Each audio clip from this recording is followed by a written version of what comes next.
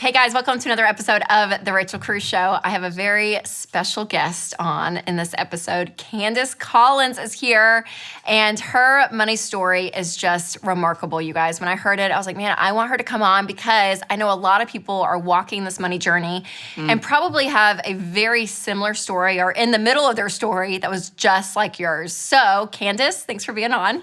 Yeah, thanks for having me. I'm so excited. Okay, so let's start from the beginning. Tell me about how you grew up, what money was like in your home. Like, how did that all just shape you? What was that like? Yeah, so small town South Georgia girl here. But yeah, when I think about money as I was growing up, I knew that we struggled. So I knew that money was not something that came by easily. So I quickly recognized, I was around a lot of adults, so I quickly recognized the value of hard work equals money. But when I think about my childhood, we didn't talk about it a lot. And as an adult, as I look back, that's probably one of the biggest things is when I think about money growing up was we never really talked about it. And I know that it's a very personal conversation. It's a personal topic, but it was something that we never discussed. But like I said, as a kid, I quickly realized we didn't have a lot of it. So, yeah. So it was kind of the anxious money classroom. It's kind of where I would put you, right? It was stressful, but it wasn't talked about. So it was this closed communication, but emotionally very stressed. So it put you there. So how do you think that affected you when you went out on your own? You didn't really probably know how money works, though, because it wasn't talked about. So what did that look like? You kind of get launched into the real world, and what happened?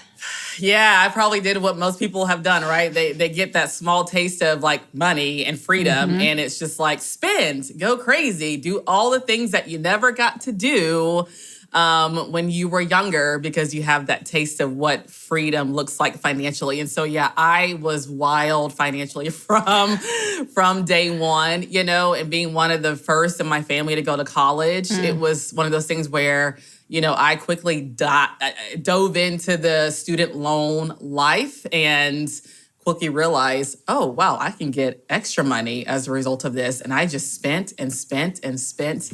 So not on tuition necessarily, on everything else. Yeah, on everything else. Tuition was kind of there, you know, but yeah, I was what according to me living my best life, you know, the second I got out on my own. So yeah. Yes, no, it makes sense though, and I'm like that's like the normal cycle people get in, and so what was the first thing that kind of broke you out of that cycle where you realized, oh wow, I don't have to live life like this? Yeah, I would say, you know, so I did my whole college career and then post-college, I got this job. And actually, in the middle of that, so I was doing college and then I took a year off to intern actually at a church in Colorado. And when I got out there, my car died. And I'm like the queen of car issues. I swear it's like put a sticker on my forehead and say, car issue girl, it's me. But car died. And so I had a friend, my best friend, her sister, who at that point had been like all about Financial Peace University. It had already started changing her life. And so she was like, hey, I'll give you some funds to help you get a car to get back to Georgia. Wow. But the only catch is you have to do Financial Peace University. And so that was like my first introduction into like, oh, there's like other ways to have a relationship with money out here in this world that I clearly had missed the boat on. And so that was probably like my first like introduction into like this whole other world of like what we would call financial literacy and, you know, knowledge and discipline and all those things. So yeah, I would say that's probably the first time I was introduced. So what were a couple of things you remember that you thought, wait, what? Like, what? What the heck is a budget? First is that what it But, you know, when I thought about, I remember like learning the term budget. And I remember even then, as young and naive as I was, that budget to me felt very restrictive. It didn't feel freeing. It felt restrictive. And so it was like, okay, I know this term. I know this concept. But I think mentally where I was, I didn't see it as a positive thing. I saw it as something like, okay, I just need to do this because I'm supposed to, but it was not enjoyable. So that was one big thing. And then the other thing I think too, early on in that first wave of financial peace for me was just the idea of making a plan for your finances. And I think I grew up really thinking the answer was always more money, right? Like any career, I mean, it was just such a worldly thing to think, was like, just give me more money. God, I pray that I get more money, when really the solution isn't more money, right? The solution is the habits and the discipline, which I didn't learn that till way later on. But at that time, it was like, oh, a plan for money? Okay. I don't know about this. See. Yes. So, yeah. So you went through, you learned some new ways of even thinking about money, again, that relationship with money. But then you kind of just dabbled in it, right? You didn't go head first. So tell me about that. Yeah, I dabbled enough. I mean, honestly, oh gosh, if she's listening, she's gonna probably, anyways. But yeah, I dabbled enough to say, yes, I did it. And this was like back in the day, right? Where you got like the giant notebook of like the CDs and all the things. And it was like throwback to early days of PU. But yeah, it was enough for me to say, okay, in the back of my head, I knew, there's something better out there. But I didn't recognize at that time, the first time, how much my life really needed some structure, some knowledge, and some just great discipline when it came to my finances. Because I was still in that stage of my life where I was just truly enjoying like buying whatever I wanted when I wanted to and having a good time with it, and not feeling like I want to be controlled by something that would get in the way of me experiencing this life that I had so dreamed of.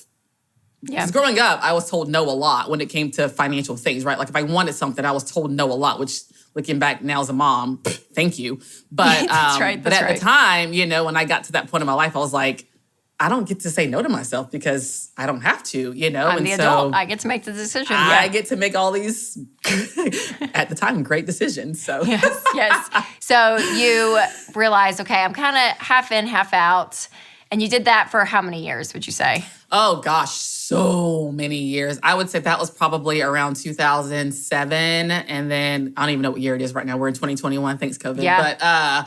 But 2007, literally probably all the way up to, 2018, 19. I mean, it was a long time. So over a decade.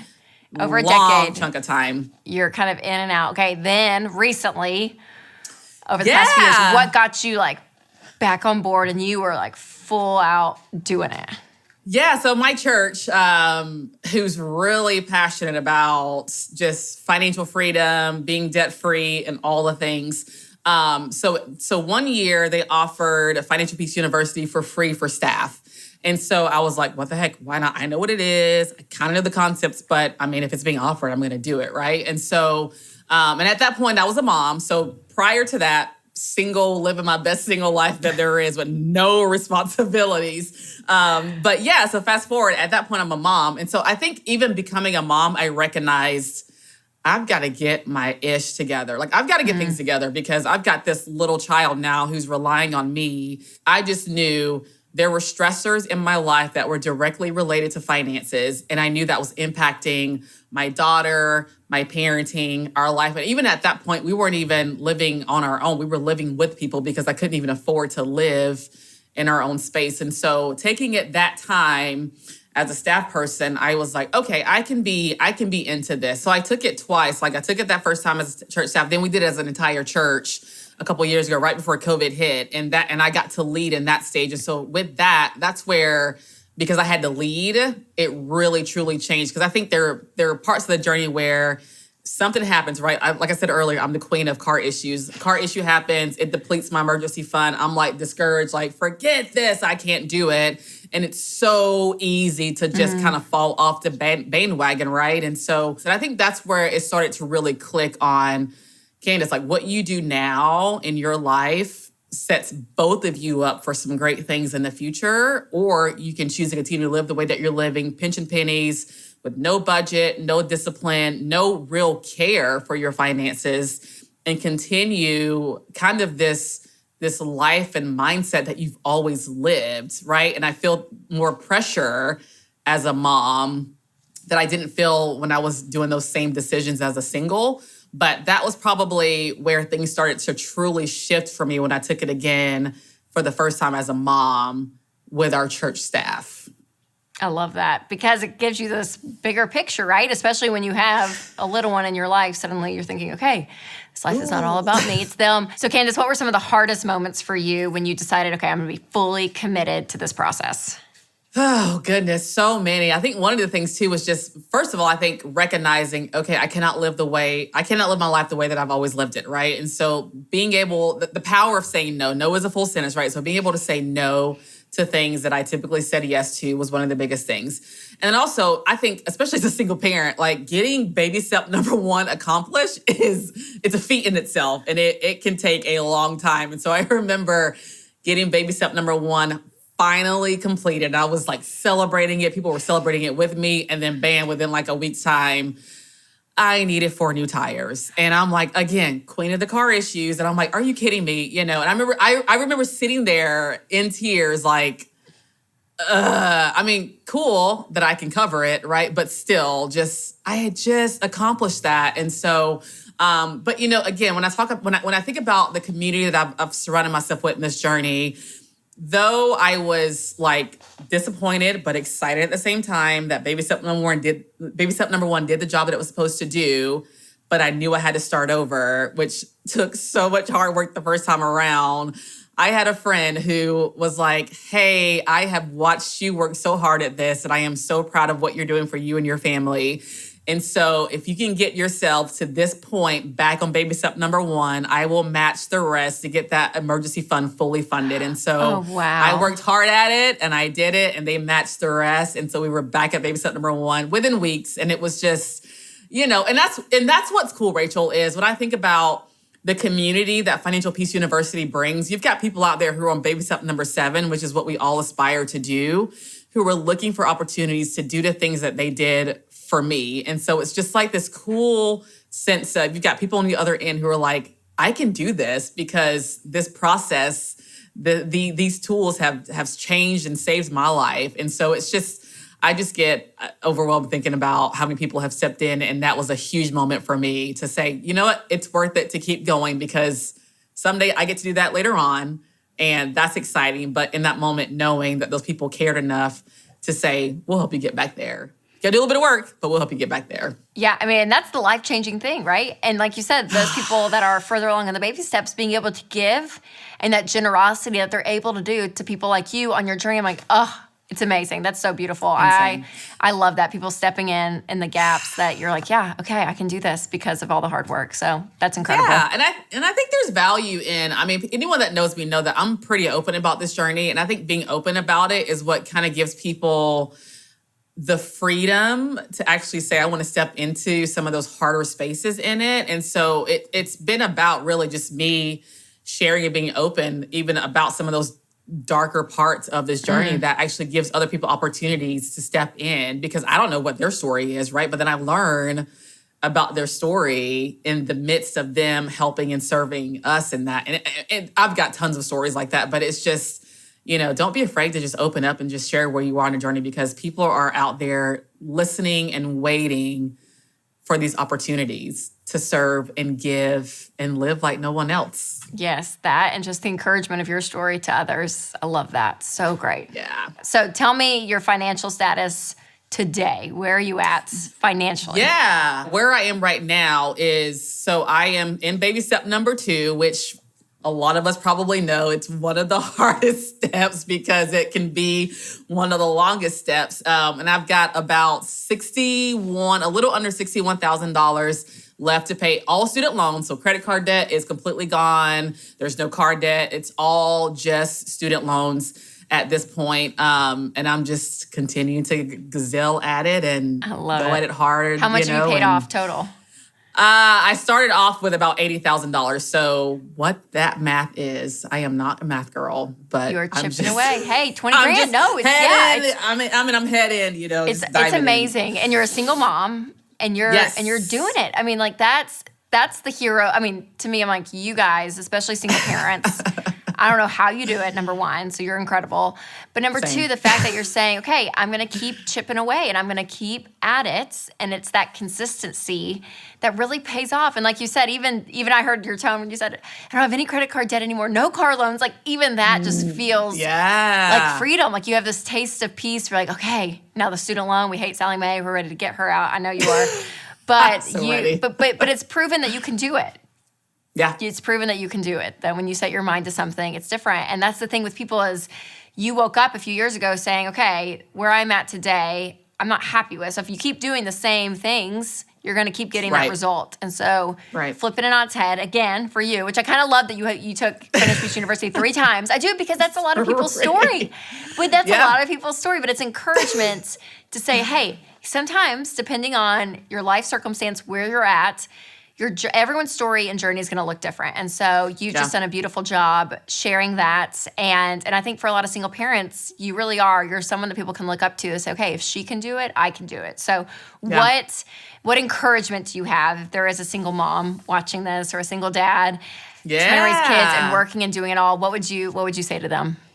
Yeah, I think the biggest thing I would say that's been part of my success is surround yourself with people who are truly invested in you and your journey, right? Like we've got people, because again, finances are a personal, it can get touchy when you talk about it. And there's times where I felt insanely embarrassed letting people into the nitty-gritty of my financial life. And when you have to have those conversations, right? Typically when you have those with your spouse as a single, I don't have that other person have that conversation with. And so I realized how valuable it is to have other people in my life that can have those conversations with me, that I can say, hey, here's my budget.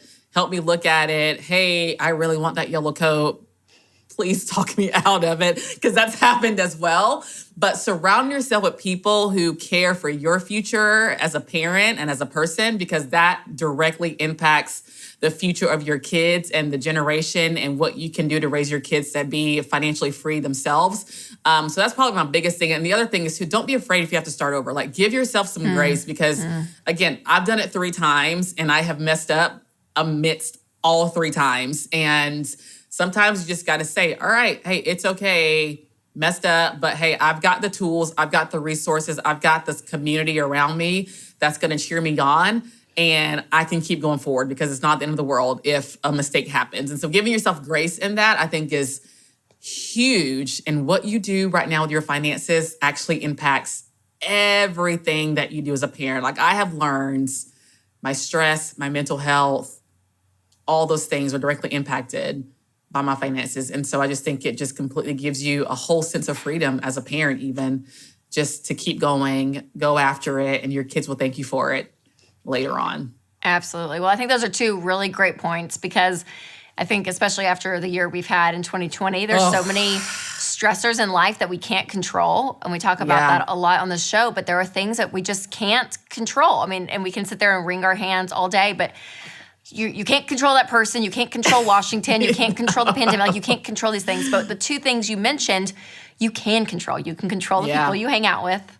And so that community piece, being known and being cheered on and loved in your journey is huge. I mean, yes, it's so massive. And then number 2, controlling the level of grace you give yourself. That like we all make money mistakes, and to say, you know what, I'm going to choose to get back up, and I'm going to choose to say, you know what, life is going to happen, but I'm going to continue to choose to move forward. And all of that are things in your control that you get to get up and decide. And that's a big part of winning with money, is realizing, okay, I'm the one in control. What can I do today? And you've done that, girl. Like, Candace, you've done it, and it's incredible. It really is. It's absolutely incredible. So and our kids are watching, right? Like our kids are watching every moment, every decision. I mean, it's just to think I've got those 2 little eyes watching me every day. It just makes it that much more worth it. So. Absolutely. Well, and her money story, like you said, is going to be completely different, because you're doing what we talk about, changing your family tree. So you're absolutely incredible, Candace. Thank you so much, so much for being on and sharing your story. And all of you watching that you've had to start over, whether it's the budget or your entire money story, all of it, Candace is living proof that you can start over, continue down that road, and actually gain traction and pay off 20 grand. I mean, that's pretty awesome. Yes. Pretty awesome. Crazy.